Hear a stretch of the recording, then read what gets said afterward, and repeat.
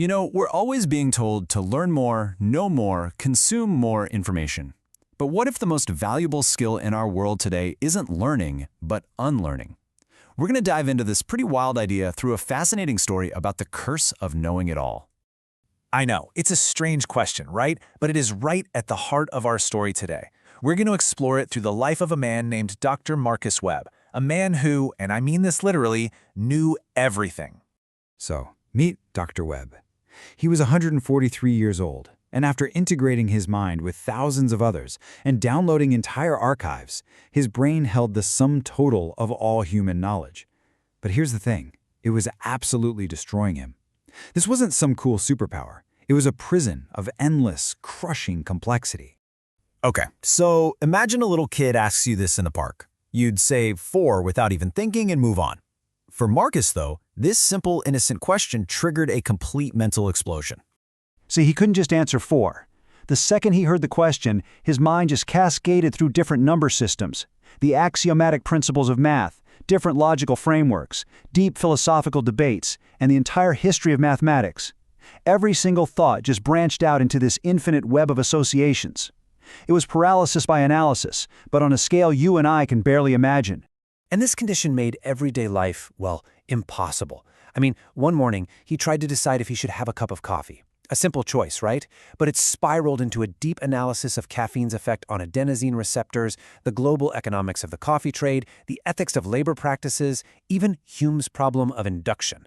By the time he'd considered every single thing he knew about coffee, it was evening. He never got the coffee. Realizing his vast knowledge was the actual problem, Marcus made a pretty radical choice. He started a complete information fast. No reading, no research, zero new input of any kind. He had to figure out how to forget. You can see his slow, painful transformation in his journal entries. At first, there's this intense anxiety. The not knowing is an itch he can't scratch. But then, slowly, it gives way to this sense of freedom. He was building up a tolerance for uncertainty, almost like a muscle. And here's the crucial point, he realized. Not knowing isn't just a passive state of ignorance, like not having learned something yet.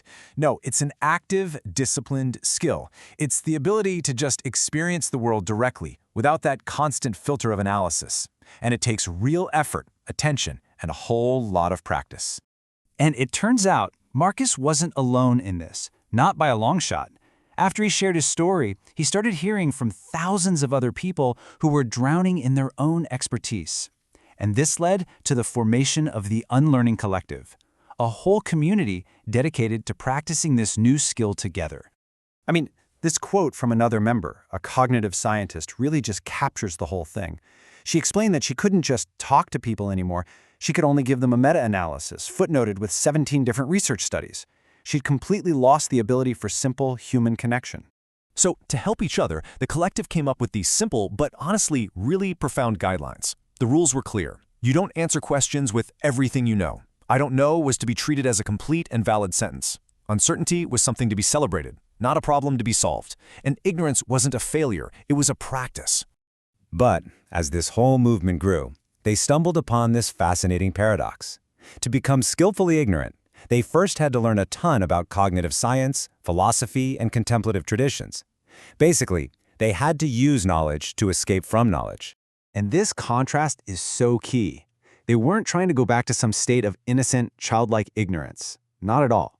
They were trying to cultivate a learned ignorance, a conscious, intentional choice to not know that was built on a really deep understanding of what knowledge is and how it works.